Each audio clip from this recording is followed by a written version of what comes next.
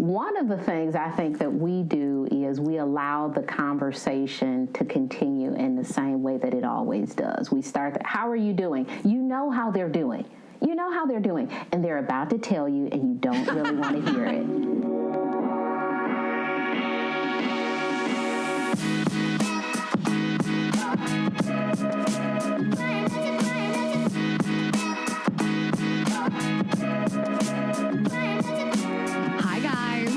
Welcome back to another episode of Girls Gotta Eat. Welcome back. Welcome. We're coming from Ashley's workout studio, also our Girls Gotta Eat studio that I sometimes work in. Listen, guys, you're going to see video soon of the studio in full, and we are sitting in front of a wall of titties.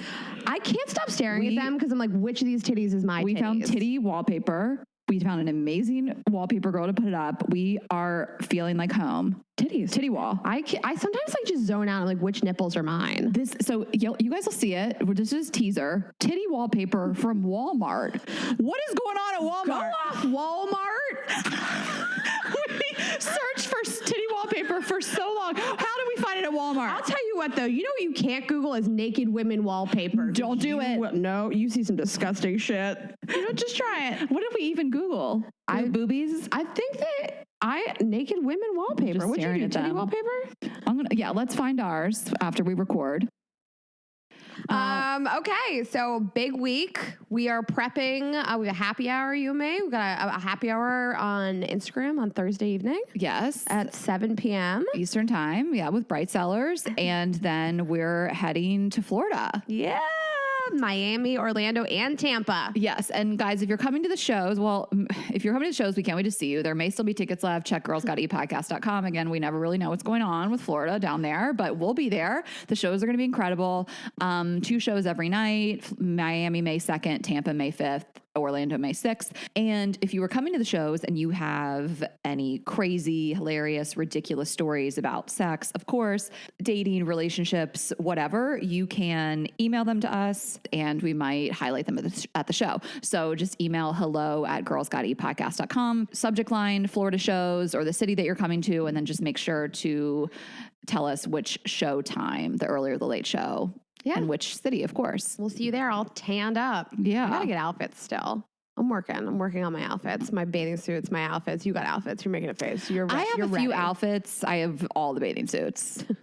I finally got step up my bathing suit game. It was one of my flaws. You weren't with the times. I wasn't with the times, and I have really stepped it up. I have more than I know what to do with. Like, I don't even know if I have enough days to wear them, like occasions to wear them. Wear to the shows. Maybe. Just walk out in a bathing suit. Maybe. You guys are lucky. I hope that guy still works at the Miami Improv, the manager. And he has a girlfriend. Maybe they broke up. No, the manager was married, but there was a cute. There was a fucking hot and sexy security guard or bouncer or barback. Ashley, the whole staff. Hold me back from a bouncer. It's a staff of 10s. Oh, they're all hot. Every person that walked into that dressing room, we were like, what is happening? Yeah. Okay, I'm so excited to tell you this story. You asked me last week if anything crazy or funny had happened while this guy that I'm seeing was staying with me in town. And I was like, no, nothing like rings a bell. And I walked out of this building and I was like, how could I have forgotten to tell Ashley? Our audience is going to love this story. You're going to love this story. Okay. So obviously we stayed in my apartment. We were like in and out of the building a million times. And he does know that I like slept with somebody in my building. Oh my God. Okay. Here we go. So strap in, you guys. We walk in the building and then we like round the corner to get into the elevators and I see him. No. And I'm like, oh my God, this outfit. Oh my God, I cannot wait to... His outfit. The guy in the building. Head to toe. I'm going to describe it to everybody because it was so embarrassing. And I'll just tell you. He was wearing snakeskin boots, jeans, a neon green silk zipped up jacket with a dragon on the back of it, and a giant bowler hat with a feather sticking up from it. Literally not surprised at all, Raina, because he came down to New Year's in a robe. Kimono? In a kimono robe. With no shoes. At least he had shoes on. They were snakeskin boots. Right. He doesn't even, the fact that he was wearing shoes for once is the most surprising part of this story. His new girlfriend probably made him wear shoes because he like left the building. And in my mind. She's like, it's a pandemic, babe. You got to wear shoes. He's like, it's COVID. And you were just he's not. like, I don't believe in COVID. We round the corner. I see him in his dumb, ridiculous Peter Pan hat. And I'm like, how do I play this off? Like, we have not slept together. Like, Also, if the guy you're dating has listened to this show, like he could probably figure out that was him based on the details that you've provided about him over the years. he's like a decent looking guy and he's in the building. I mean, how many people am I fucking in my building? But I was like, how do I play this off so that I don't have to like have this conversation? I don't want him to know that I fucked the guy with the hat feather. And he was like, the weather seems nice today. And I was like, not really. And he was like, what's like kind of sunny out? I was like, it's not really that sunny out. And he was like, what are you guys up to today? I was like, just taking a walk. And like, I introduced them and I was like, what are you up to today? He was like, we're going to go to a barbecue. And I was like, okay, I'm going to just go check the mail. And like, I just leave. I'm like, I can't get into the elevator with him. I can't like go upstairs with him and like further this interaction. And they keep talking in the hallway. And finally the guy that I'm seeing, like I hear him like come around the corner to the mail room and he was like, Raina, I have a question. And I was like, nope. And he's like, you fucked that guy. Oh my God. You always know. Oh, you like, always know. The energy is like palpable. He was like, you guys talked about the weather and too long and too hostile of a way for that not to be the guy that you fucked. Yeah. It was so awkward and uncomfortable just like standing there. I'm like, I don't know if I go. It was probably the weirdest way that somebody that I'm dating has ever met another person that I fucked, except for this one time that my new boyfriend and I were at a restaurant having dinner. We were pretty drunk and it was a brand new restaurant. I looked up and my ex-boyfriend I used to live with was walking around because he owned the restaurant. Oh my God. So those were the two ways that my new and my ex met each other. That, yeah, you know, and I think women have such a strong intuition. Like we're going to know 100% of the time if you have fucked that girl, if you dated that girl, we can usually tell exactly what happened between you by your interaction. But I think men even pick up on it. Like I think I might have told this story on the podcast. I can't really remember, but I was at dinner with one of my exes in Atlanta and we were eating at this place. I don't know if it's still there. It was like a sushi place in Krog Street Market and the tables were really close together. Like it was like they were trying to be edgy. It's like there's so much fucking square footage in here. Why are we next? Like why are we 1 foot away from this table? This is not Manhattan. But the tables were so tight. So I was kind of hoping no one would even sit next to us because we were going to be dining with them anyway. And we sat, obviously, we're like ordering drinks, ordering apps, and they sit this couple next to us. And I saw his face. He was like, oh God. And she was like, oh, hey, Brennan. You know, like, oh, she was his ex. He dated her. Oh my God. So she was there with her new guy, or maybe she was on a date. I don't know if it was her boyfriend, if it was the guy she was dating. And she had dated my ex and I could like feel it. It was like radiating off of them. And I was like, I have to use the restroom. And I went to the bathroom and I stayed there for 5 minutes and I came out and they were gone.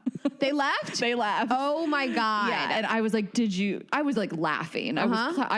He has no control over who shows up to the restaurant. And I was like, do you date that girl, right? And he was like, I did. And I was like, I knew it. And I would leave too. And then another time we were at another dinner in Atlanta. Atlanta just feels like such a small town. And his ex before me, years long ex, was in the restaurant with her boyfriend, sitting not so far. And I was like, you guys talk, or what are we doing here? I would leave. I would get up and leave. It's like, it's too uncomfortable. I don't want to pay for a meal. I don't want to like sit around this person and try to like enjoy myself. I can feel them in the room the whole time. I couldn't even take an elevator up 12 flights with this guy. He's not my ex-boyfriend.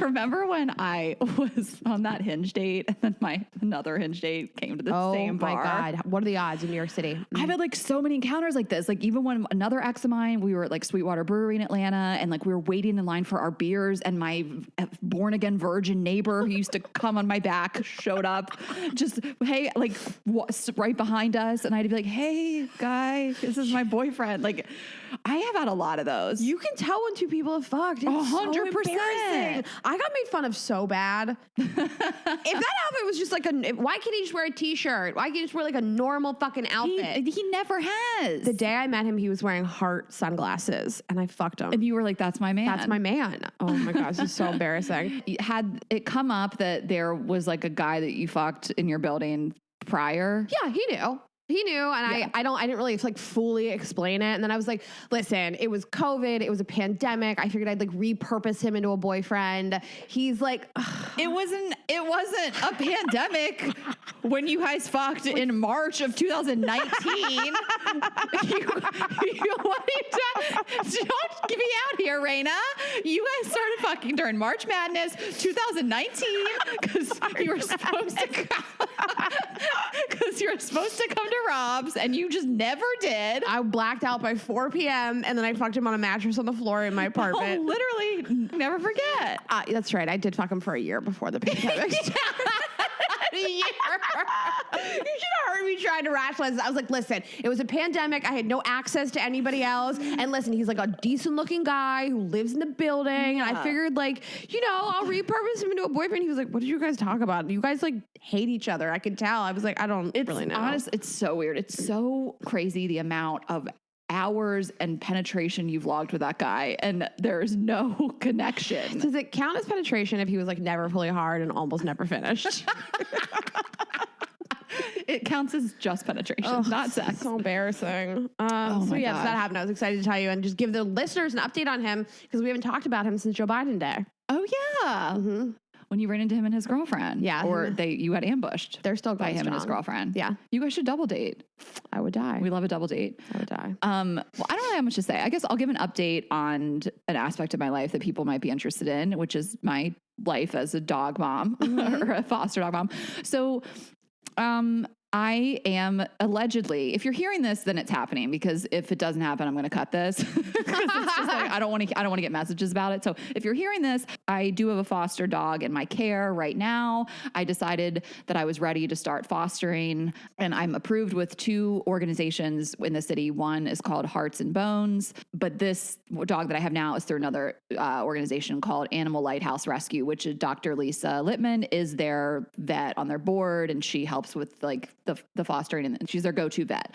And so she hooked me up with them, and they've been so great. And they finally were able to get me a foster dog, and I got him over the weekend. And I'm kind of talking about this before I actually have him in my care. So hopefully he's great. You guys can see him on my Instagram.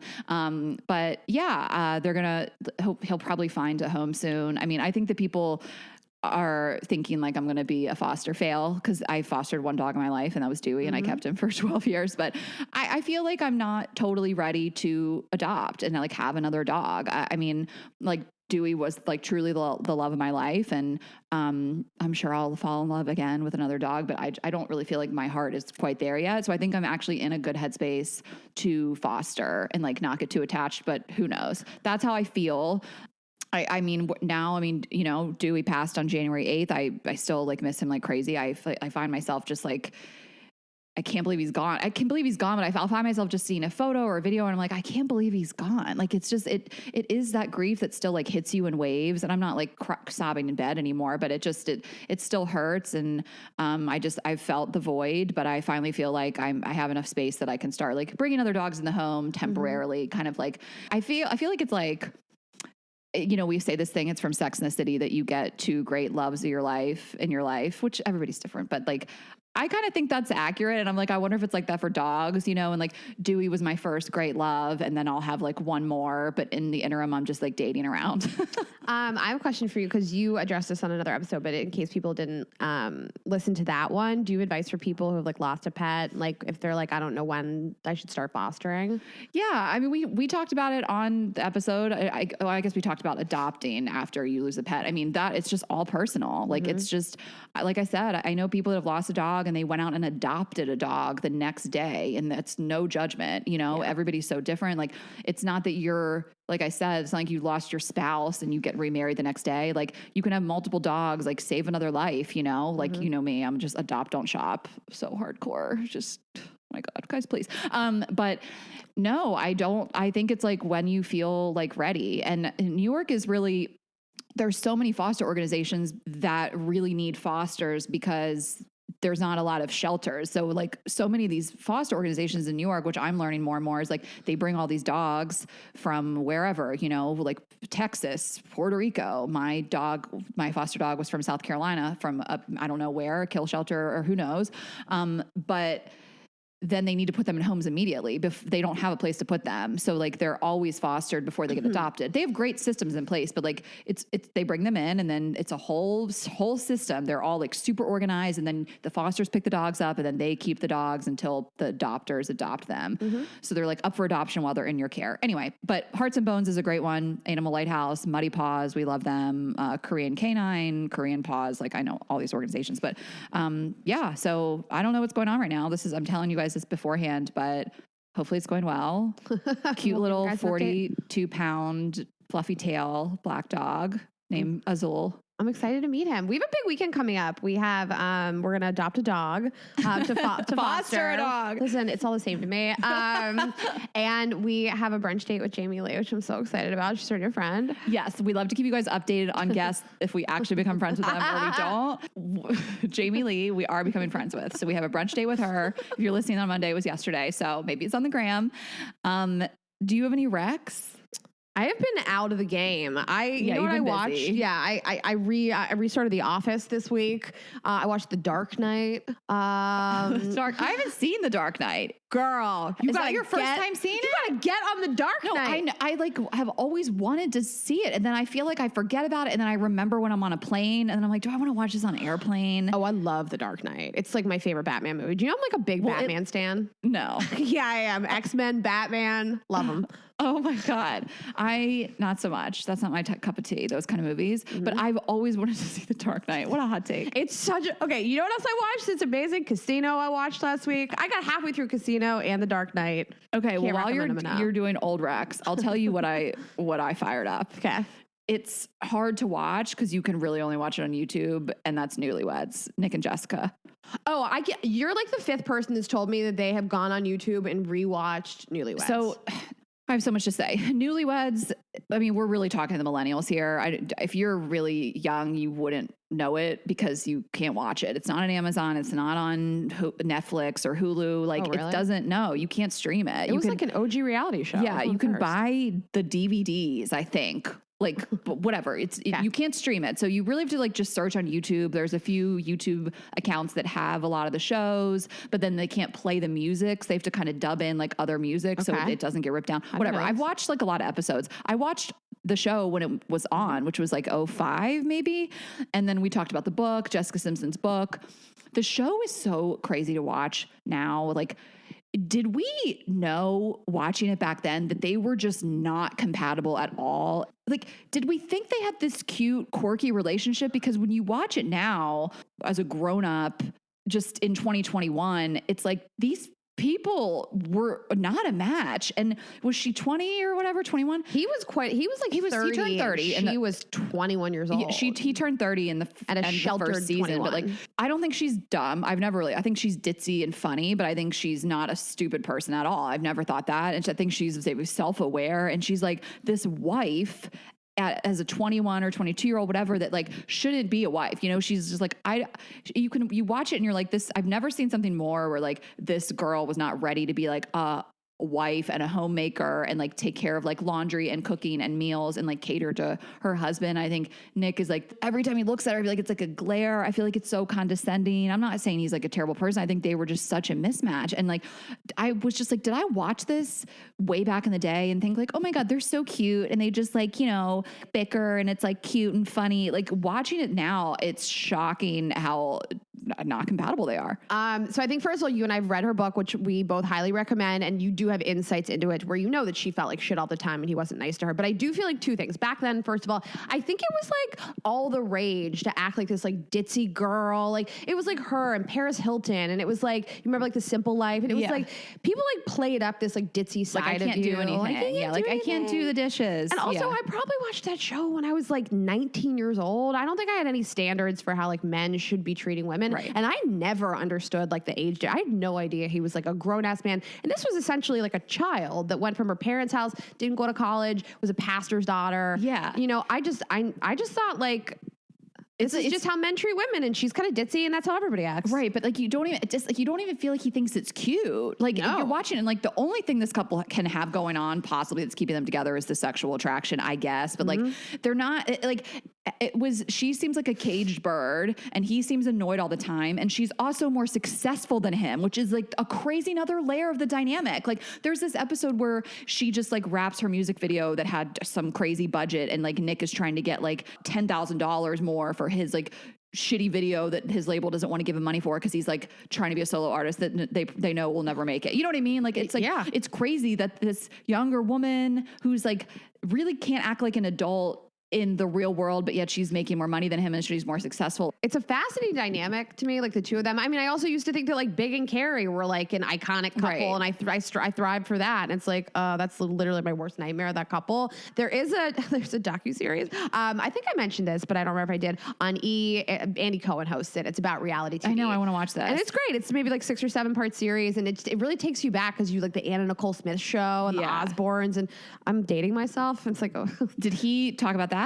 Yeah, he talks about all those. About Newlyweds, though? Newlyweds. He talks about the first cast of The Real World, all these dating shows and things like that. And I thought it was really interesting to just like walk down memory lane. Yeah, I mean, it is just, if you like Jessica Simpson, you read the book and you want to like revisit that show, it's pretty nuts to watch because you're like, where's the like love here? This was crazy. These people never got married. I used to watch that and think like, she's a little kid. What are these children doing in this giant house? But when you watch it now, you're like, she got it. She says all the time, am I a bad wife? I'm not doing this. I don't feel like doing this. I didn't manage my time well. And am I going to cook dinner for you, Nick? And you watch this woman like in a place that she doesn't want to be.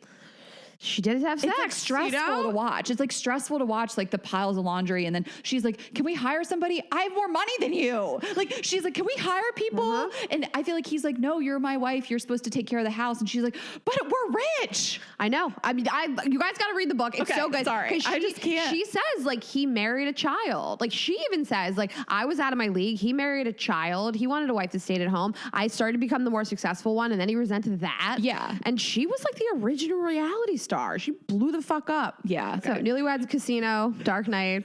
Can't recommend them enough. Oh my God. Somebody's going to be like, Raina, it's not a hot take. Casino is from like 1993. Like, yeah, bitch, that's the point. That's why it's funny. That's why it's funny. Ashley started recommending all these movies from the early 90s. The gang. It's hilarious. That's the gang.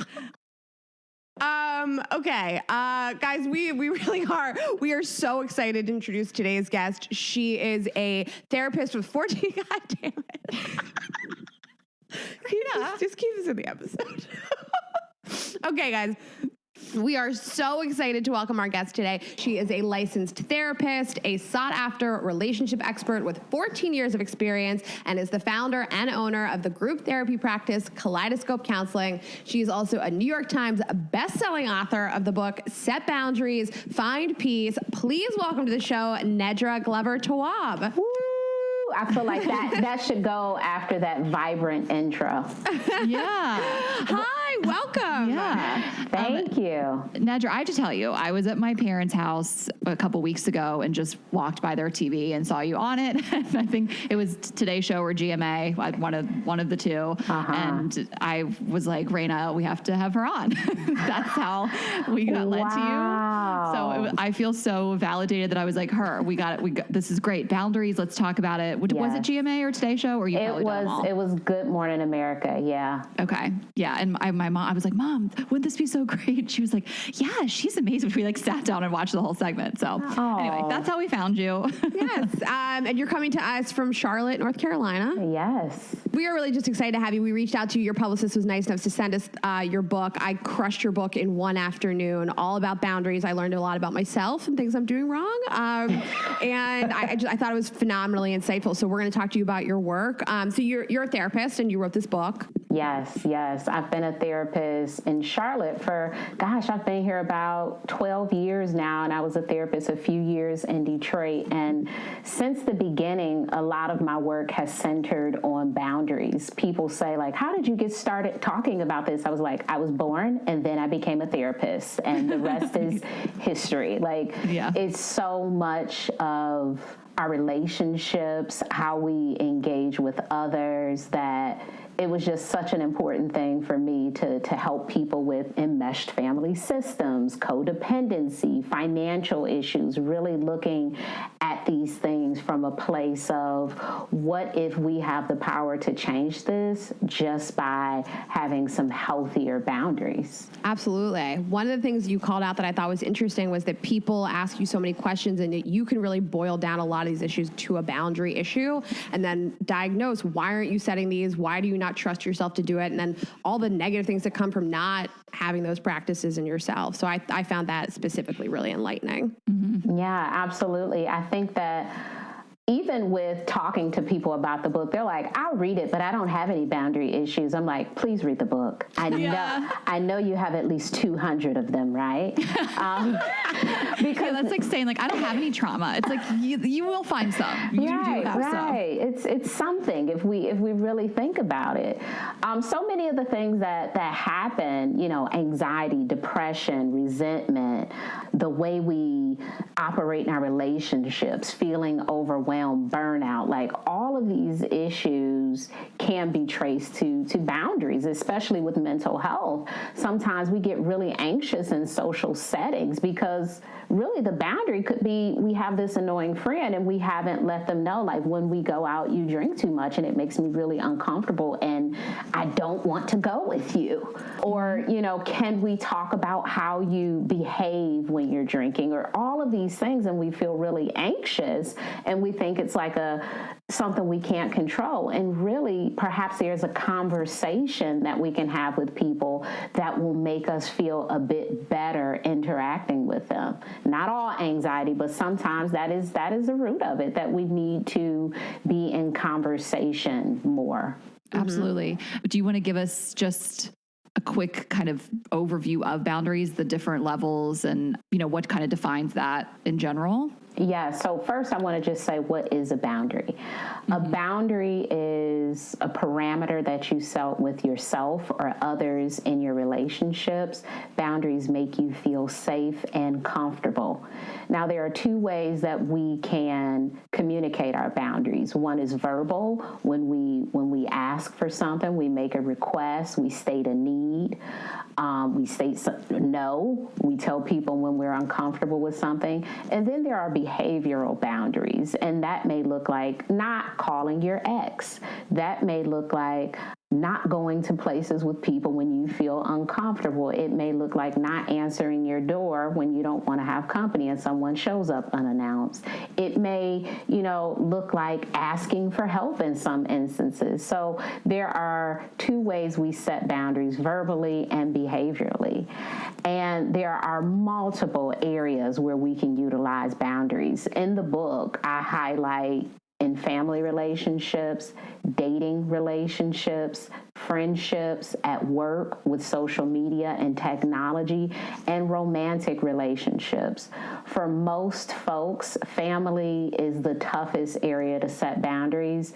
I believe that is because we've had the longest relationship with those folks. They've known us, our entire lives. And so sometimes we have 25, 30, 40, 60 years of being perceived a certain way or dealing with things in a certain way.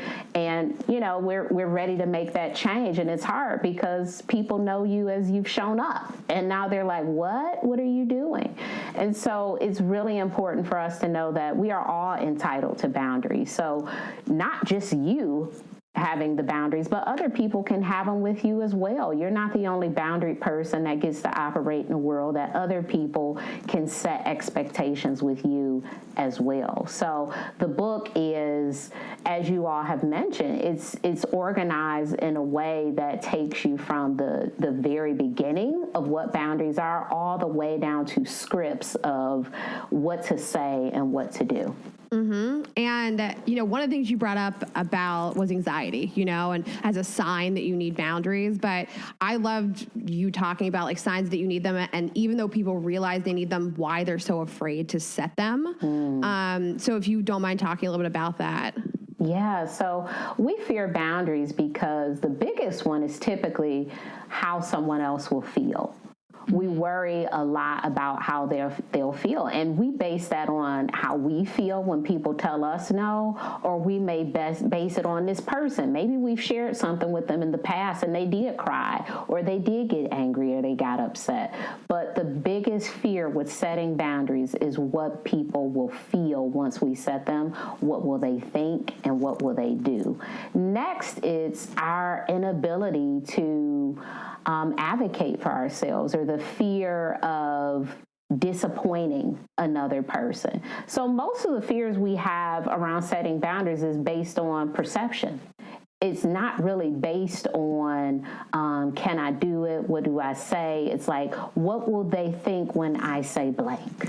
And why people don't like confrontation too. You know, it's just like the fear of the unknown, the fear of how someone will react. And then you probably just build it up in your head of like, they're going to cry, or they're going to scream, or they're going to, you know, cut me out of their life. I mean, which could happen, I guess. I think it's people they fear what could happen. And it's interesting because Ashley and I were talking about the book and these 5 buckets that you highlighted: friends, family, jobs, technology, and romance. And Ashley picked 2 that she thought that were the most interesting or challenging for her, and I picked 2 completely different ones. And for me, it's family and friends, and especially with friends, my female friends are the strongest women I know. They're so tough. They're so smart. I have the hardest time setting boundaries with my girlfriends, because I'm like, well, I don't want to insult them. I'm afraid of what's going to happen. I think that's the hardest thing for me. So my fear is that like these incredibly strong women are going to like come for me. And I'm like, I don't want to insult them or make anybody feel bad. But like my romantic partners, I'm like, I don't care. What are you going to do? I'll give you a blowjob. You'll have a great day. Nedra's like, that's not in the book. But that'll be in the second version. I'd love to hear the 2 areas that you selected.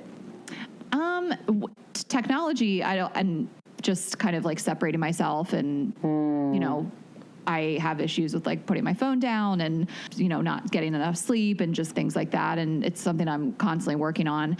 I feel like I'm really good at saying no and taking care of myself first, and like, you know, I'll always be there for someone in need, but I don't have a problem expressing how I'm feeling to a friend. And I've done it before, and it's worked out, you know, and I've had it done to me. I was telling Raina about a situation so many years ago where a friend just, I hate to say confronted because it didn't feel confrontational, but she just said like, you're late all the time. And I feel like my time isn't being valued, and I would really love for you to work on this. And I was like, it's a little embarrassing. Honestly, it felt like I was like taken aback. I was younger. I was in my 20s, and I was like, this is awkward, but I, you know, noted, and I'm going to work on this. And then years later, I had to do that to another friend who would just like keep me waiting all the time. And it came to a head, and I kind of passed on my learning experience from that. And Raina only knows her as being punctual now. She took it really serious. She was like, okay, I'm that girl. I'm realizing now that I'm that friend. And now she's like the most punctual friend we have. So I don't know Ashley as being not punctual. I don't think that of her at all. But we have an interesting relationship too, because we work together, we're friends, we travel together, we are like family. And so I think we are always constantly, I've probably learned more about boundaries with Ashley than anybody else in the world, because she is like my forever partner in work, friendship, etc. And we always say, like, you know, if you're in a healthy relationship, it feels easier to say like, I need some space, or I need to take a day off. You know, we're together all the time. We don't take it personally if it's, hey, I just need a day, or I need a couple hours. I find it interesting that your boundary issues are in different areas. Like the work and technology seems to be more about self-boundaries, and the family and friends seems to be more about boundaries with other people. And that's exactly it. Yeah. Actually, you hit the nail on the head. Yeah, 100%. Yeah, I think the self-boundaries, which I have a whole chapter about, is really big for people, because sometimes we don't think about the boundaries that we have to have with ourselves, like with social media and turning work off when we're on vacation and these sorts of things. We think of it as, this is a work problem, and it's like a step away from your email problem. If you are truly on vacation, like you can be on vacation. I mean, depending on the job. I mean, there are some jobs you have to be plugged in, but most of us are not, you know, ruling the world, and we can detach some, right? So it's important to think about in your relationships with people, not just the boundaries being external, but how are the boundaries internal? Like, what things can you do? When we think about like social media and technology, a lot of what we can do is just trick ourselves, not sleep with our phones in our room, give ourselves maybe an hour or so before we hop on social media in the morning, setting those timers, following less people, reducing the things we allow ourselves to do on social media. There are many different ways to manage how we're using these things. And I know that social media is set up for us to constantly be engaged and, to look at the likes and to respond to the comments and these sorts of things. And it's really, our personal job to be disciplined in how we engaged. And that is a really hard piece. It is a really hard piece, but also a possible one. And like you said, I think the work of boundaries is a constant practice to figure out like what can work for me in this situation. Yeah. And we, Rain and I feel a part of our business and our platform, and probably me a little bit more so on social media, is like kind of tackling what's going on in the world and, talking about the issues and standing up for what's right. And we do tons of charitable stuff. And I get really overwhelmed because I feel, I'll have people message me like, why haven't you talked about this today? And it's like, I need a break. Sometimes I'm not a person that's like, I don't see what's going on in the news. Like I'm constantly thinking about it, but like everybody needs to take a little time away, or if not take time away, think about how they want to say something. And it's a lot of it. I guess my problem is, we're doing a therapy session now here, is just feeling like a responsibility with my platform to, you don't want to let people down. They look up to you. Something's going on in the news and they look to you for like to explain it or for their comfort or to see where you stand on it or something like that. And there's points where I just have to tell myself, like, I can take an hour away. I can go outside and I can take a walk and I can process this on my own before tackling it on social media.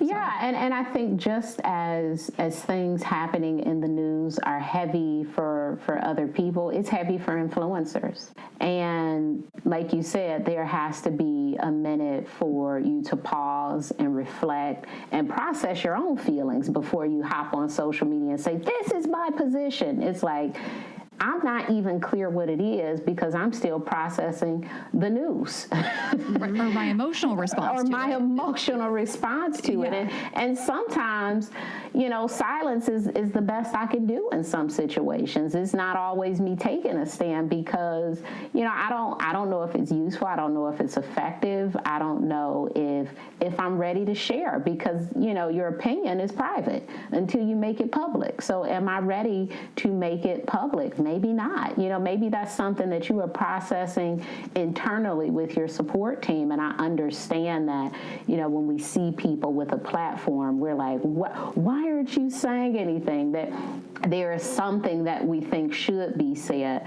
But I think a beautiful thing for influencers to do is set standards for their community. And that could be a part of your community standard where you say, hey, things may happen, but I have to be able to process those things. It doesn't mean that I support or condone anything that is happening against humans, animals, the weather, and any sort of thing happening. But I need to process things internally first. Yeah, absolutely. Yeah.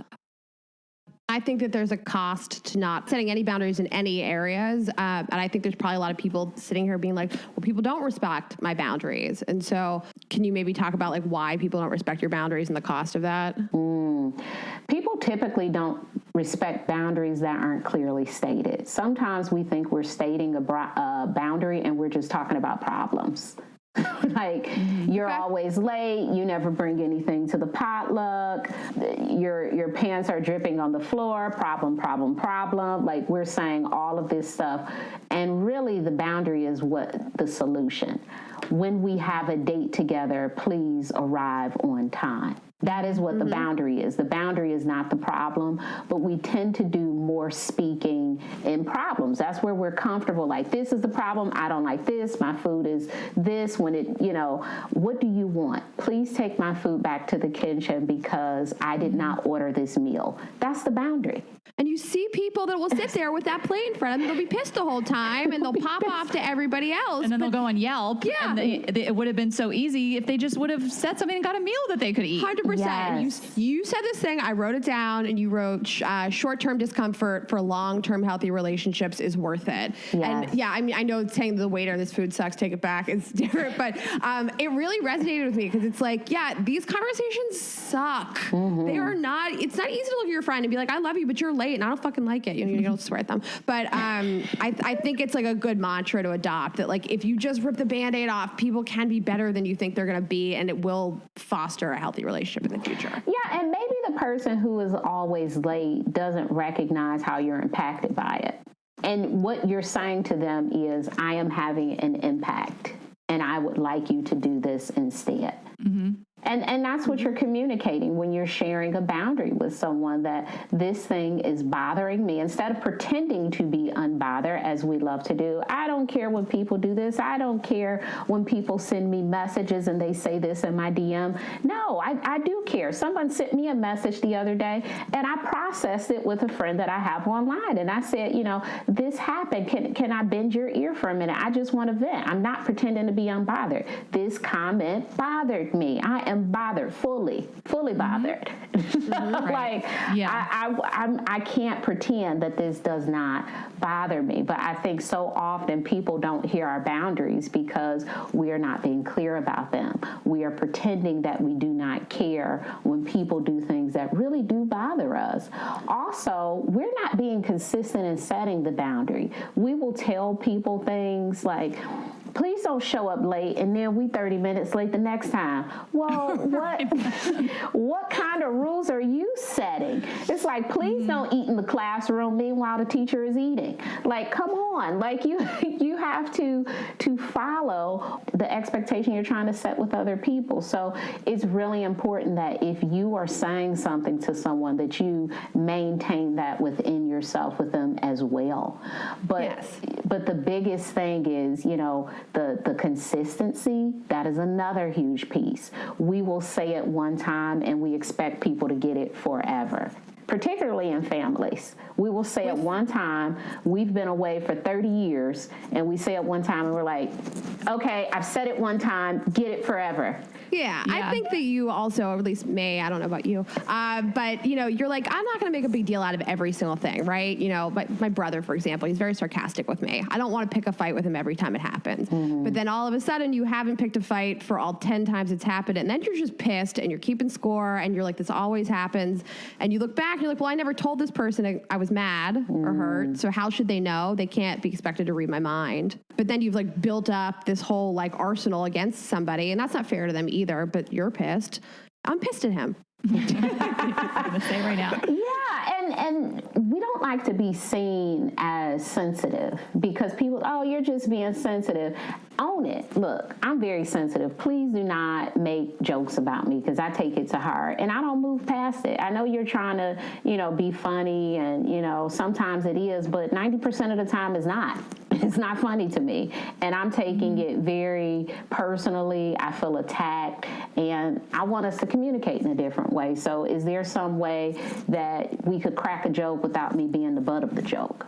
Right. And sensitive doesn't mean you don't have a sense of humor. Raina, we do comedy for a living. We have great senses of humor. We make fun of ourselves all the time. We're self-deprecating. But there comes a point where, you can't just keep making these slights and expect me to let them roll off my back. And I think sometimes that people feel like it's synonymous. Like if someone calls you sensitive, that means you're just like this lame person who can't take a joke, which is not true. Mm-hmm. I'm sensitive. Mm-hmm. And then I think sometimes people they feel a little gaslit. Like I'm thinking of an example of people that have a professional skill, all of us. And when people are like, can I pick your brain or can I, have some free time with you while you basically do your work for free for me? And I think that's something maybe when you're more starting out, those lines are tougher to draw. Mm-hmm. And we're happy to set them now. But I mean, even when I was I remember walking away from some lunches when I was a lot younger, and I was like, I just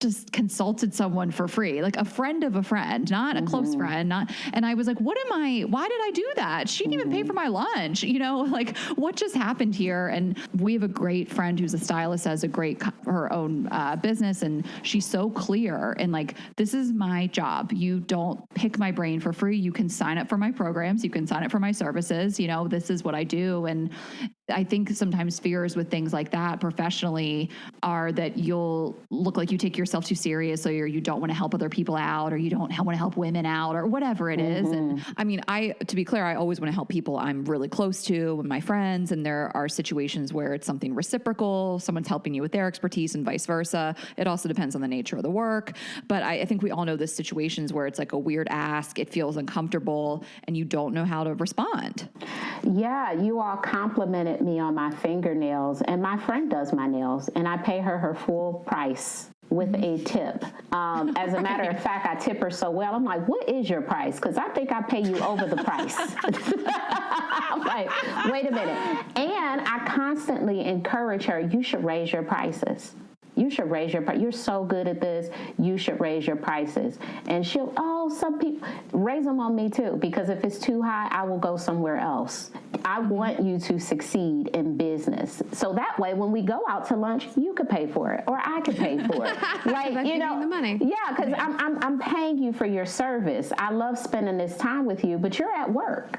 Right. And this is manual work, on top of it. This is your job. I shouldn't expect you to do your job for free. That's not reasonable, even if it is friends, even if it is family. Now, I think sometimes what we can do is maybe offer a discount. Let's say you're an accountant and you do want to do a few folks' taxes or something. Maybe say, I will give you $50 off as a friend. You can have that rule. Or you could just say, actually, I don't like to do friends and family's taxes, but I know a person you could go to for this service.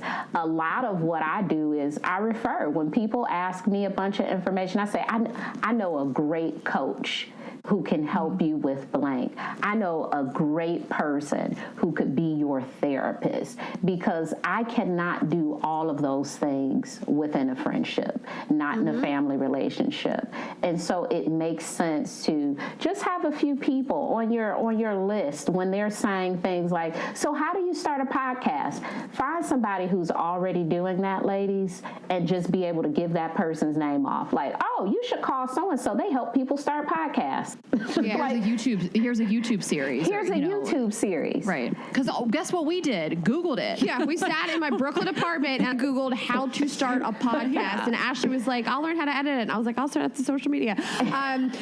Okay, so it sounds like, you explain to people that they need boundaries, and people are like, okay, I have like all these like fucked up boundary issues. But like, I don't know how to do it, and I think it does get older. It gets better and easier as you get older and as you have more of these confrontations and you realize it will be fine. But especially when you're younger, or if you're just not naturally prone to doing it. Like if somebody says to you, like, I know I need them, but like, I don't know how the hell to start, is there like an easy path? And is there like, maybe even to back up, like, are there people you shouldn't set boundaries with at all because they're just toxic people and you just cut them out of your life? That is a boundary too. Cutting someone out is a boundary. Great. Okay. I would say the easiest way is to use 1 to 2 sentences. It started with I need, I want, I expect, or even just saying no, period. Sometimes in the beginning, we can be talked out of our boundaries if we're saying too much because we're not even comfortable with setting it. So don't give people this paragraph about, I need you to show up on time because sometimes I'm sitting here and I have something else to do and the people come over. You're saying too much. You start spiraling. It's like, why are we talking about tennis? Like, what just happened? So just say something really simple.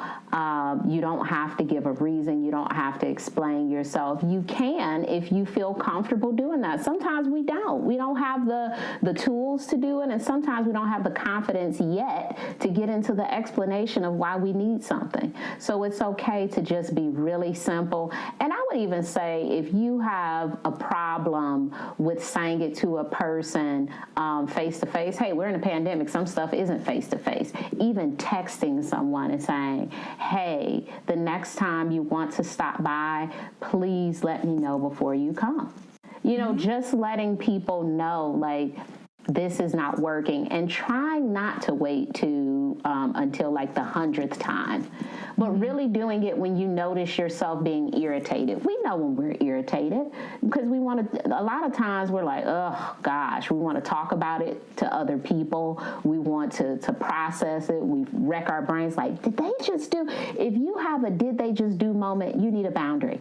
If you have a situation where you have to process it with someone else, you probably need a boundary. If you're like avoiding someone, you certainly need boundaries. So there are all these signs of boundaries are needed, and we tend to just bypass it and continue in a relationship. And the thing that happens is we're just building more frustration, more isolation, more anger, more. And one day, you know, most of us, we explode, we cut people off, we stop talking because they've done 75 things by the time we get to talk to them about the one thing they were doing. So just speaking it sooner is really helpful. Yeah. I mean, I want to give credit to Ashley. She's great at it. And I've learned a lot, especially, like I said, about friendships. And, you know, breaking plans is something that drives me insane, but I won't always necessarily be like, I won't rack it up and then like flip out on you. I just sort of, I passive aggressively just cut somebody out of my life and stop making plans. And Ashley is better at that than I am. And just concisely being like, hey, here's a couple examples. You did this thing. I didn't love it. And I think that she trusts that the person that she's talking to will like have a empathetic response more than I do sometimes. Well, and I mean, I don't like attack people like you did this. We always want to like come from love. Yeah. No, I know you didn't. I mean that. But I guess, you know, you said you don't have to tell, you don't have to give a reason, but which is sometimes I feel like what I would struggle with, and I think most people struggle with, is verbalizing, or whether, you know, or whether it's text or whatever you're doing, what that reason is. And again, you said you don't have to, but maybe people fear that someone would be like, well, why? You know, why do I have to tell you? Like, and then you're stuck in this weird place of having to explain yourself. Yeah. So when you fire people, if you are in a role where you fire people, most HR professionals would tell you, do not give a bunch of information, because you don't want them picking apart the reason that they were fired. So you say, this relationship is no longer working. Your last day here is April 22nd. You can pick up your last paycheck at blank, right? You don't say, because you're late every day, because you did this, because you did that. Because sometimes people will say, well, I wasn't late on this day, or I have this information. People can always pick apart things when they want to. And there are some people who live to pick apart your story. They live to figure out a way to get some wiggle room within the boundary. I think it's okay to give an explanation or a reason when you feel comfortable doing so, when you're able to stand firm in your boundary. The challenge is sometimes we're not really secure in setting the boundary. And so if people come in with this like, well, why and how, we will give up our boundary and be like, okay, I guess it doesn't make sense. And now you broke me down. You broke me down. You don't even feel like your boundary makes sense. But here's the truth. Sometimes we don't know why, and that's okay. You just want it. Like, do you need to say, well, when I was 5, someone popped up promptly? You know, it's like do you have to have a story to go along with? Like, I just feel comfortable when I have notice. I want to iron my clothes. You know, I don't know. Like, well, I have a life. You're not the only thing in my life. I was planning to watch Law and Order. Like, you know, I have other things to do. So, do we really want to go down the path of validity with a boundary? Like, the boundary is now valid because I have this great reason. It's like, I could have the silliest reason ever and still have a boundary. 100%. Yeah, like, I could be doing nothing and I still don't want you to ask me to help you paint. Like, I could be doing nothing. Right, well, like a lot of times it's because I don't want to. Can you help me move? No, absolutely not. Here's $5. Put it towards a mover. I'm not helping. I have a mover recommendation. Yeah. Here's 10% off using the code GGE. I will never help you. Okay, here's my only like pushback to that is that I don't personally like using phrases like "you always do this." So I usually like to say, you know, the last 3 times we hung out, you were 25 minutes late. I didn't like it. You know, that's my reason. That's my boundary. It's not a 3-hour explanation, and I don't need to explain to you why it pisses me off. And my mom didn't lead me to a hair salon for 4 hours once, and I don't like when people are late now. Yeah. But I personally, at least it helps me manage it a little better to be able to go into a conversation and say, here's some examples. I didn't love it. Let's not do that again. Yeah, no, certainly. If I said always, I'm going to slap myself on the therapist hand there. Okay. Yes. Just not an always, but if you're going to give examples, I would say choose the most recent one and really just try to stick to that one and not bring in, well, in 2008, it's like nobody remembers 2008 but you because you were bothered by it. And this person is like, I don't even remember this thing. Right. You built an arsenal of you're just sitting here like building ammo against me. And you're a crazy person. Yeah. Some people never forget. And then the things that don't work, like obviously that, saying things like that, then passive aggressiveness, passive aggression. Can you give us some examples of things to absolutely not do? Yeah, so being passive aggressive. So this is a way that we, in a very unhealthy way, will set boundaries. So, if a friend tells you something and you know that they tell your business, you tell other people just like, well, she doesn't respect my business, so I can tell her business. That's very passive aggressive. Instead of saying to the person, hey, if I share something with you, please keep it between the two of us. That's private information. So, like this low key retaliation and not really telling the person. I think sometimes with boundaries as well, we can be a little manipulative in trying to get what we want from others. We're not being very direct. So, you'll see this sometimes with couples where, people will withhold sex to maybe get someone to do something, but they haven't communicated what they want done. And so it's very important to be very clear about your need, because people will not figure out like, oh, we're not having sex because I didn't wash the dishes. Like, you have to very clearly say, can you do the dishes? So really being clear about what you want is super helpful. And then sometimes we are super passive about our boundaries. We know what they are. We know that we're bothered and we don't say anything. And the ultimate is the aggression. I think sometimes when we have been sitting on things since 2008, it could be the smallest thing, and I'm sure you've seen it, like somebody just drops your ink pen and then you just go off and you start talking about 2008 and then that time at Coachella and then that time and you're like, they're like, whoa, what just happened? And you're calling them names and, their future children will be, you're like, whoa, what just happened?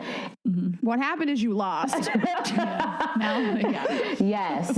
It's like you've been upset about something, resentful, and, the pen dropping on the floor was just like the final straw of everything. As things come up, it's okay to mention them. And I heard one of you say earlier something about you don't want to be petty, but I think we should talk about things as they bother us. And if we notice like it's 2,000 things about this person that bothers us, do we need to be in a relationship with this person? Is this something we need to manage? I don't think we will have that many things. But if, once a week you said something, is that being petty? If once a month you said something, I think that's just a part of being in a relationship and really creating the relationship that works best for the both of you. There are going to be some things this other person says to you. There doesn't have to be a count of, okay, you set 2 boundaries with me, so now I get 2 boundaries. It's just this back and forth of we are teaching each other how to be in relationship with each other, because every relationship is different, every person is different, and we have to figure out how to work together. It's like when you get a job, you figure out what to do in the job. You don't say, well, this is how I did everything at my old job. This is a whole new system. We're using computers now, people. So you learn the new stuff and you figure it out. And those people who don't, it's like, well, she can't work here. She doesn't want to type. You have to go with the flow of what is. is if you want to be in these situations. So it is a back and forth. Yeah, and hopefully the boundary is something you communicate. It's an all-encompassing thing. You know, maybe the one boundary is you are always sarcastic and it hurts my feeling and I don't want you to do it. And you mention it maybe 2 more times, and then you can evaluate whether you want that person in your life. And, you know, you talk about the difference between communication and action and how, like, you communicate this once, but, like, really where it sticks is the action. I'd like you differentiated between those. So, like, okay, so I've communicated the boundary to somebody that, like, you're sarcastic all the time and I don't like it and I don't want to be called sensitive. So, like, what's the action after that? Not that specific one, but in general, long-term action for these things. Yeah, so let's use that one. In that situation, when the person is sarcastic, they are not hearing your boundary, do you then, the physical action is removing yourself. I'm going to go now because I've asked you to do this thing and I don't want to continue to engage because I don't feel like my boundaries are being respected. I'm going home.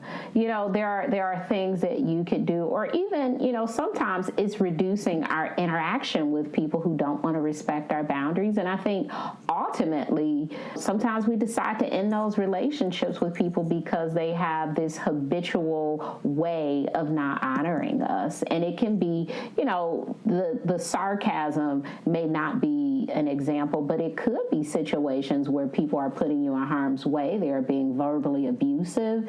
They are doing things physically that you're uncomfortable with, and you've mentioned it. You've tried to set a physical boundary, and they're still not honoring it. So you may decide to no longer be in that relationship, to reduce your contact. You know, maybe step away when you notice this thing. If it's something you can do on your end, please try to do it. Like, sometimes it's not initiating the contact can really reduce contact. I don't know if you've had those sort of relationships where when you stop initiating, it's like, oh, wow, I really don't talk to that person anymore because you were the person who was initiating everything with this person that you were having all these issues with. It's like, where you were calling them every day. They weren't calling you, it was you. Yeah, and I love what you said about drinking early on, and I've definitely heard of situations, and I feel like we've been in those situations where you have a friend that you really like them when they're sober, they've had a couple drinks, you go to a dinner one-on-one, but you really don't like to party with them. They get sloppy drunk, you know, they're falling all over the place, and that's an okay boundary too, you know, of like, I'm always happy to go out with you and get sushi, but I just don't really want to be at the club with you. It's like, you know, figuring out how, if it's a relationship you want to maintain, how it does work for you and you feel comfortable. Absolutely. That's a great example. Or, you know, making them your movie pal or something like that. Like, there are so many things we could do, but going to a club and going to parties, those are not the things we can do. But we can go to a museum. Drinking came up a lot in the book, and, you know, with your family members also. And I'm glad that you touched on it, because I think it could be hard, especially with a parent that drinks too much. We don't have to get too deep into it, because obviously alcoholism is a whole other thing. But I recommend people do read your chapter about family specifically, if that's an issue for them. Yeah. Can we go, do you mind, can we go through a few like more specifics? Like, I mean, this is a dating podcast. Can we talk about some of the romantic dating things that you see? Yeah, I think some of the biggest things happen with not setting your expectations in the relationship early and kind of allowing the other person to create the flow or set whatever tone it will be. And at some point, we know who we are and what we want. We know we want to be in a relationship, but some people are even scared to communicate that boundary and say, I want to be in a committed relationship. And so, you know, they'll passively say, well, I don't care. I'm just, you know, spending time with people to see what the energy is and if we connect. And it's like, you want to be married. You're lying to yourself. You want to be married. And, you know, that doesn't scare a person off if that's what they want to. And so just being really honest about what you want. And sometimes you just want to hook up, and saying that. So being honest about who you are and what you want early on is really helpful. when you are in committed relationships, it's really important to have conversations about what the commitment is. Like, what is commitment? You know, how do we sign ourselves up to be in a partnership and we don't even know the terms of the partnership? What sort of situations are we doing? We do it all the time. We haven't defined cheating. We haven't defined how we like to see our partners operate in a social media space. Don't you be liking too many bikini pics. You got about one a year, you know? So we need to, one a year. Hope it was fun. Hope it was fun. That was your one for the whole year. So, you know, so make sure that you're being. I'll give them one a quarter. They can do one a quarter. One a quarter. The Q2 like. And then at the end of the year, I'm going to rank them. And I'm going to be like, you really shit the bed in Q2. That was not even that good of a bikini pic. Do you see with couples a lot that somebody is like, they want all of my time all the time, and I don't know how to like explain that boundary. So I don't want that. Yeah, I think that does happen, that there is, and I think initially it's not a big deal because both of you are like, yes, we're not being ourselves, we're so fun. But then when you come back to yourself, you're like, whoa, I don't really like to spend every day with people. That was great for 2 months. Yeah. And it's okay to talk about your boundaries at any point. And we have to acknowledge, like, you know, that was the, like, I'm so in this moment with you, and it happens at the beginning of all relationships. And what I'm needing right now is a little bit more space on, you know, the weekends. I'd like to take Sunday to chill out. And sometimes we don't have to say that to a person. We just need to do it. We're looking for the permission that we could give ourselves. And we think there's this big conversation we have to have. And again, it might just be not going over there and just deciding to stay home and watch TV instead. So there may not be a conversation, and sometimes it is. So the person just knows, like, I'm going to take some time for myself today. Letting people know that in the beginning, this was not an issue, but it's an issue now because I realized I haven't done laundry in 4 weeks. You know, like, there are things that you may let go of trying to connect, and you're so excited. I think about those early moments of, and I don't even know where you get this energy to be in relationships in the beginning. Like, I'm like, I don't ever want that again. I jump out of bed. I'm like, why is she up at 7 a.m. today? I've like, only slept 2 hours.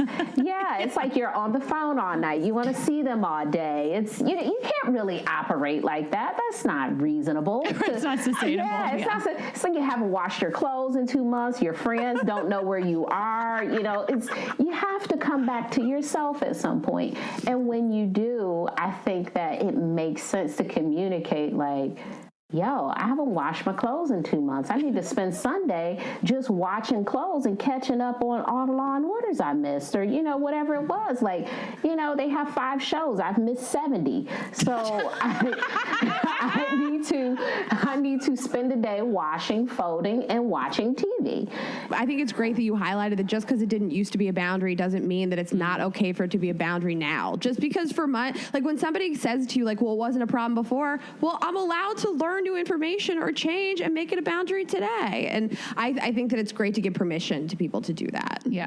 And I think the communication is important too. I mean, because I think you care about this person if you still want to be in a relationship with them. I think those of us women, you know, especially have an intuition of like, wait a minute, something's changed. Is this, you know, so I think it's important to not just fall off the face of the earth because you need to set a boundary. And like, people with more anxious attachment styles tend to be like, wait a minute, something's changing. You know, we used to spend all weekend together. Why does my partner now want to take time for themselves? So some of that is just like reassuring, I think, with love and empathy, like, hey, it's nothing's wrong. I need a little bit of time to myself, you know? Yeah. And I think you mentioned an anxious attachment style, which I do talk about a little bit in the book, the different attachment styles. And I think particularly when someone is anxious, you can reassure them and they can still not feel reassured because that is a personal thing. And some of their boundaries are going to be around allowing people to have space, you know, respecting people boundaries when they are requesting space, because the more you push them to connect more, the more they may pull away. Because when people are asking for space, they do it because they need it. It's not because, you know, anything to do with with you, but I mentioned washing clothes. Like, that is a human need. That has nothing to do with me not liking you. That has everything to do with being out of shirts. Like, those are just like, I'm not saying I don't love you anymore. I'm literally saying I have no socks. Like, that's not, I'm not trying to offend anyone here. There are things that you might like to do alone. You might like to go out with your friends and not have your partner come along. So these are things that you can do, and it doesn't mean anything against another person. Yeah. I'd love to talk about, and this is all relationships, I think, romantic, friends, familial, being like emotionally dumped on, like really just like taking a lot of people's problems and pain. And if you're an empath or just an empathetic person or just a caring person, you're thinking you're supposed to be there for your friend and you're supposed to be there for your partner and you're supposed to be there for your family. Geez. I mean, that was what I was thinking earlier when you were talking about family, is like, aren't we taught, family, be there for your family? And of course you should, but those boundaries are tough because you don't want to feel mean or non-supportive. With emotional dumping, most of us can identify the key players in our lives who do the dumping, right? Because they do it all the time. We can, close your eyes, the person, they just popped in your head, you got them, right? One of the things I think that we do is we allow the conversation to continue in the same way that it always does. We start, how are you doing? You know how they're doing. You know how they're doing. And they're about to tell you, and you don't really want to hear it. I see her face right now. I see her. Yeah, you see her face right now. It's like, oh, she's going to tell me how she's doing. Okay, so the first thing is redirecting the conversation. Let's get creative about things you could say other than how you're doing. Why don't you start the conversation with something you'd like to talk about this time? Why don't you think of some things that you all have in common that are actually pleasurable to talk about, and not allow this person to do what they always do in the conversation, which is, oh my gosh, I just got off work and you know that my boss is da-da-da. It's like, oh, here she goes again with the boss, So how do you shift the dynamics in conversation? It is possible. It is possible to do. And I have found that people sometimes don't even know that that's not what you want to hear, because you just said it.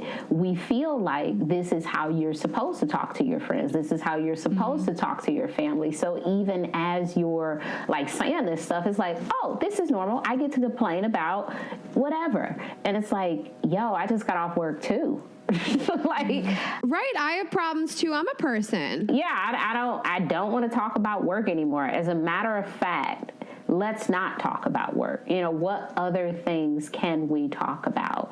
And really talking about that thing, steer people away. When people are having problems such as trauma and old issues, you are not their therapist. And it's very important that you don't operate in the capacity of therapist. And you say to that person, this seems like an ongoing issue. It seems like a deep issue. We've talked about this a few times. I don't feel like I'm being really helpful. Have you thought about talking to a therapist? I know a therapist who can help you with blank. Really, again, referring these people to some other source besides you, because you cannot help a person with trauma. I mean, like, if they really need help, like, you don't have the tools. Like, what are you going to give them? Homework assignments and, let's revisit your inner child. Like, no, you're not doing that. Those are things that they need to do with a therapist. And sometimes people aren't ready. And even saying that, I understand that you're not ready. Maybe it's a scary process, but I don't know if it's helpful for me to talk to you about this because you don't seem to be making any strides with this. So really being honest and letting people know there are some things I don't have the answer to.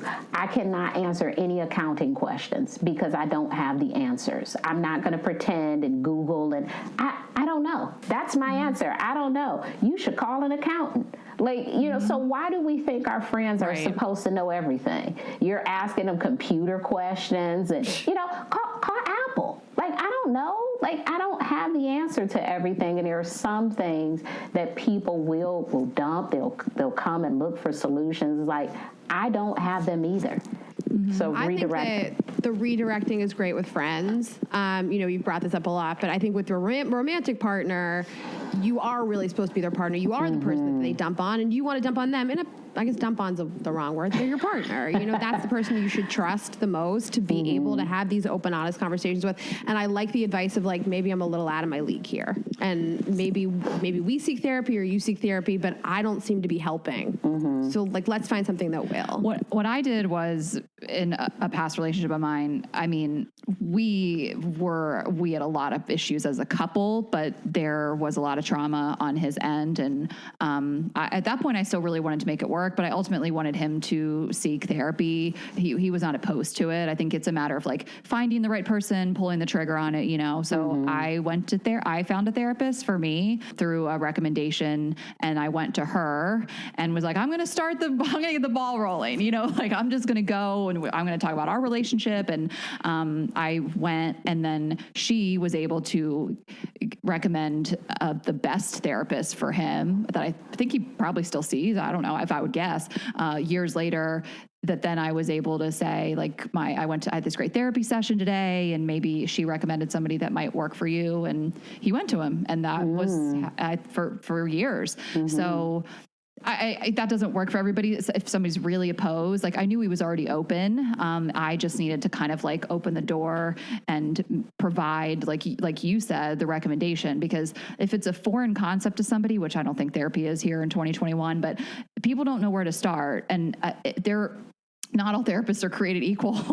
That. So sometimes it's like, what do? I just Google them? Do they take my insurance? These things. So I think sometimes maybe if you're the person that really wants to push them towards that route, you maybe need to do a little research on your own if you really want to help, and you really want to just give them a gentle nudge if it's someone that you really love and care about. We recommend things to people all the time: books, therapists, drinks and restaurants and all sorts of stuff. And I think we have to continue that as people are complaining about things, that, sometimes coaching, when you have a friend with a deep problem, it's like, you have to be trained to help sometimes with these things. Like, it's just like, I don't have the training to get you to leave a damaging relationship, and you want to keep talking about that relationship. Like, I care so much about you that it hurts me to hear this, and I don't know if I can continue to listen to it if you're not going to get help with it, because it hurts me to hear it. Absolutely. Right. Well, I think that we touched on this a little bit, but maybe we end the episode talking about, when you draw a boundary and people really push back, because you talk a lot in the book about different ways. I wrote down defensiveness, testing limits, anger, and rationalization. You've touched on a few of these things, but I would love to talk about, you set the boundary, you take the action, and people just push back. You talked about rationalization a little bit, but I'd love to get into especially that. With, I think I know I've seen really bad situations happen with family, because I think that family triggers each other so much more. I also say that all the time. Something a friend could say wouldn't even trigger me at all, but if my brother said it, it would. I think we have these, we're so deep with our family. And I have a friend that tried to set a boundary with a parent, and who, does have an alcohol issue, and she tried to set that boundary and it did not work, and they have not spoken in years, because I think it's a parent, their child telling them hey, you can't do this. I think if they're not in the right headspace, they're going to flip out, and I think it's so difficult. So defensiveness and anger. Yeah. And how dare you? How dare you? Especially I can imagine so much parent and child. I birthed you. How dare you tell me what I can and can't do in our relationship? Yeah, there are some relationships with parents where it is rather difficult to set boundaries. And I would even say sometimes with siblings, because you could be the oldest and feel like you can tell your little sister who's 42, I think those things do happen. And sometimes people will push back, and they will, really agitate you and continue to do so, because they're just not going to listen to the boundary. And we have have to make the difficult decision of, is this such an egregious act that we need to, maybe exit this situation? Is this situation impacting my mental health? In the case of parents with addiction, yes, it's kind of like you don't get the opportunity to thrive after childhood because you're still in it if the parent is still having an addiction issue, right? Like you're constantly like re-trigger. It's like, oh, this is the time I was left at school. Oh, this is the time. Right. It's like it's constantly coming back because they're still doing it. So in those situations where a parent may not want to respect that boundary, you have to consider your mental health. You have to figure out if you can speak with them maybe less frequently, if you could call them early in the morning before they start drinking. Like, what sort of things can you do if you want to stay in this relationship? And is this a relationship you want to stay in?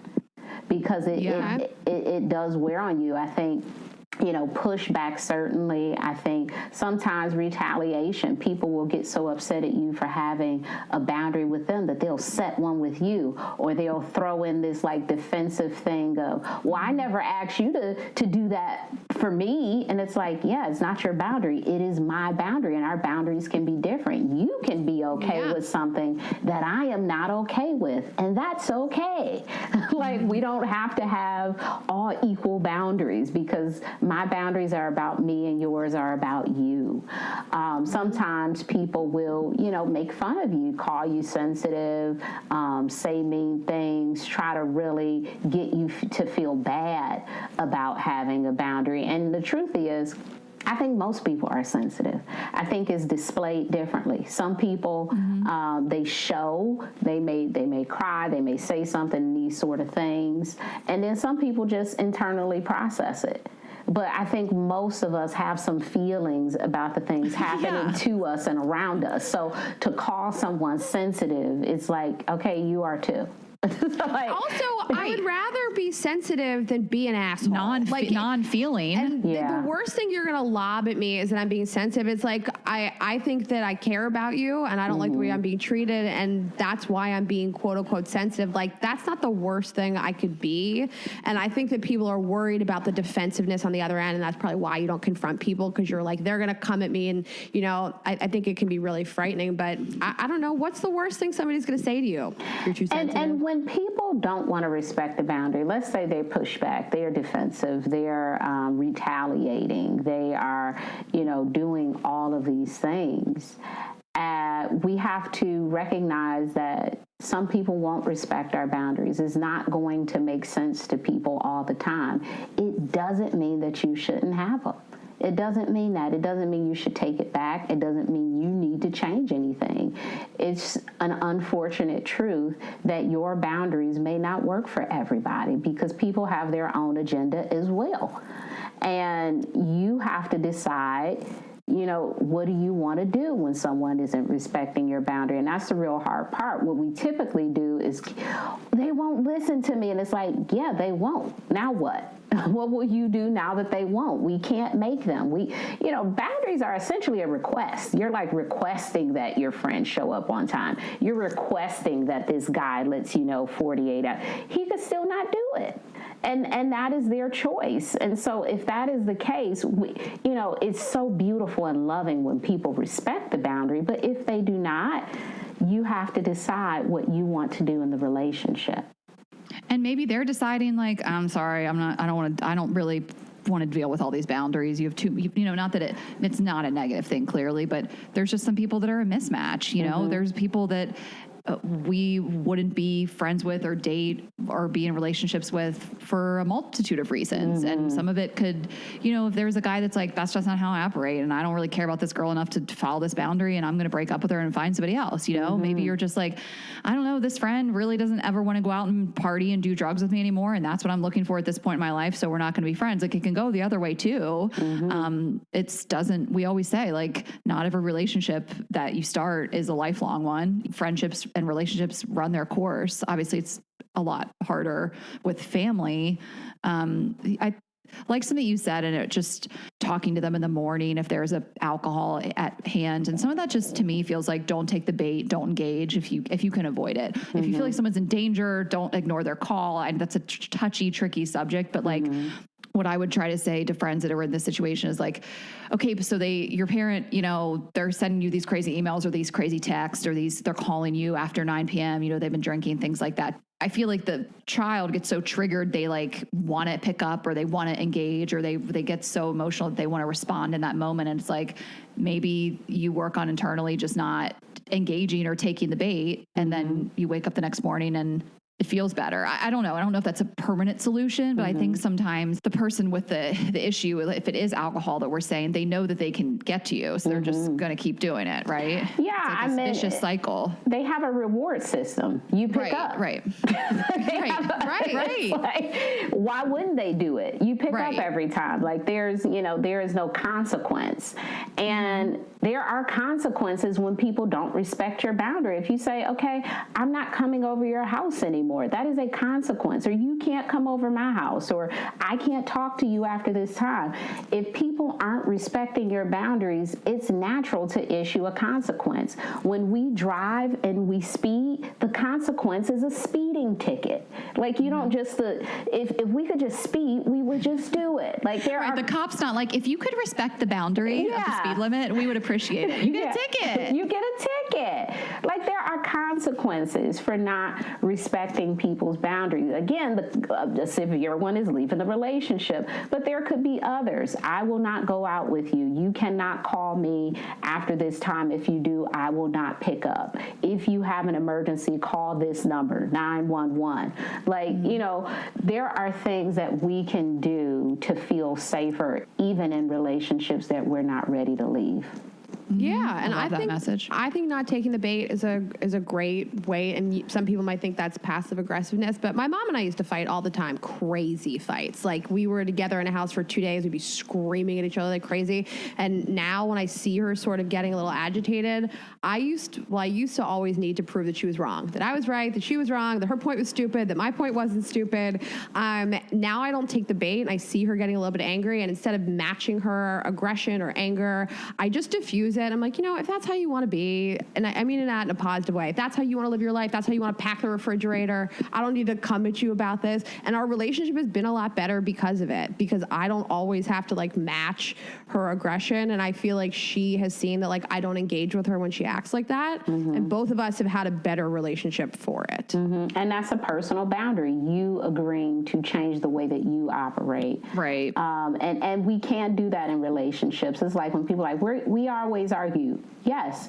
And you can stop. And you can stop. You can't stop the other person, but most people won't yell at a wall. I'm no longer engaging. A lot of times, I was just talking to a friend about this. I said, I really don't like to argue about things I don't care about. And I see people do it a lot. They arguing about, sports, and one person don't even watch sports and they want to argue. It's like, what kind of time do you have? Some people have to argue. It's like, what a stressful life. What a chaotic life. I'm like, just some people just like to argue. And it's like, there are a lot of topics I just don't care about. Like if you say, no dog in this fight. Orange County is the best housewife. Okay, cool. Like we don't have to argue about it. Like I don't Ashley care. doesn't get that reference. No, but I love that you said that, because doesn't it feel so good to watch people get all heated and you don't give a fuck? You're like, off. I'm sitting back. I don't even care. It's a stressful life to feel the need to be always the contrarian, always be right in an argument, like especially if it's not something you care about or have any knowledge in. I think that's such a funny thing. And when you stop doing it, you do feel. I felt so much better. I was like, if this is what time you want to eat dinner, if this is how you expect me to live my life when I'm in your home, fine. What am I losing by like going along with that a little bit more? And you're right, she will not fight with a wall, and our relationship is better for it, And now I'm not angry all the time when I'm there. Yeah. Yeah, it's like what really matters, and there are a lot of things that we'll go back and forth with people about, and it's like, yeah, I don't care what the best water bottle is. Like, I'm not having these disputes with people. So if you say, I think it's this, I think it's that, to me it's done. If you want to keep going, I'm not in it. To say if someone wants to say it's Dasani, we are going to fight, and I will fight to the death. I actually do feel passionate about that. That's funny that you said that. You were like, Ashley's boundary, actually. Nedra was like, that's a nothing thing no one cares about. I'm over here like, that is my passion, actually, water bottles. When I get a Dasani at Subway, because Subway only sells Dasani, I always text Ashley a photo, and I'm just like, listen, I'm just going to let you know I did it. No, we were at my brother got married recently. We were all the family stayed in a beach house, and my aunt and uncle had to go out and get water bottles. And when they came in, I looked behind me and I saw the 24-pack of Dasani, and I go, Raina, oh my God. And she was like, what? I was like, you know what? And she was like, bitch, you're crazy. You know what they did. So you would prefer like CVS brand over Dasani? It's spring water versus purified water. I spent 10 years in Atlanta where Dasani is based. I'm allowed to talk shit. I feel that they just took the Lake Lanier water and put some like purified tabs in, and I swear it tastes so bad to me. But I would never say anything. Like, I figured it out. I actually went across the street and got. She's like, I would never do this at this point, but you are so grown up, Ashley. But now you know, like, anytime someone says, hey, we're going to get some waters, you probably need to say, please get spring water. Spring water? Yes. That was on me. I didn't even. Ashley can't expect people to be mind readers. Yeah. This is a boundary for her. Yeah. Pepsi water. Is it Pepsi? Dasani's from Coke. Aquafina is Pepsi. Damn. Pepsi's company. I'm drinking smart water today. I know too much. All right. Well, that's my biggest takeaway is when someone says I'm going to get water, that I need to speak up and speak my truth. Well, do you have anything else to add? Anything else? We didn't cover that you wanted to? No, I think all of it is covered in the book. The biggest thing is I am on Instagram at Nedra Tawwab, and I post a lot of mental health, relationship content. It is a space that I consider home, and so I have boundaries in that space. And so when people act up, I kick them out. So even on social media, we can have boundaries. We can block, we can mute, we can unfollow people when we are not energetically aligned, which is such an important piece of social media boundaries. But I am in that space. I post a ton of helpful content, so please follow me there. I love that you said that. And I saw a lot of people and still sharing their boundaries on Instagram. I feel like this summer, I guess specifically Black women creators and educators who were getting flooded with so many new followers. And I just saw a lot of statements of drawing boundaries of like, a lot of you are new here. This is how we operate in this space. And these are the boundaries. And I respected that so much. I hadn't really seen it so much on Instagram probably until this summer. And I just had a lot of respect for it of like, whoa. I just got an influx of people. You all are looking to me for these certain things. And here's what I do. Here's where my coursework is that I've already done. I think people were getting lots of messages, probably asking for information that was already out there. Yeah. And I love to see the drawing of the boundaries, because just because I'm a public person on the internet does not mean I'm just at your disposal. And so anyway, I like that you brought that up. Yeah, and I think for 1 second on social media, it's important that you manage your space and how you want people to engage. If you want people to be kind, you do have to remove those comments that are unkind. You have to make it the space that you want it to be. And so it is really important to let people know this is how we operate in this community. This is what you can expect from me. I don't answer every single message or whatever your things are, letting people know that. And so you're not so bombarded with community requests. Yeah. All right. If people want your book, Set Boundaries, Find Peace, it's available everywhere that the New York Times bestseller books are available. Yeah. And follow you, and everyone will. So get ready. And guys, you better follow her boundaries, because don't be acting up on the Instagram. Okay. Well, thank you so much. It was really such a pleasure and so insightful speaking to you. This was so great. This was so fun. Thank you so much. Thank you. Okay, bye. Bye. And you guys know where to find us. girlsgottaeatpodcast.com, Girls Gotta Eat Podcast on Instagram, Ash Hess, Raina.Greenberg on Instagram, girls_gotta eat on Twitter, and youtube.com/girls gotta eat. And we will see you next week. Thanks, guys. Have a good week. Bye.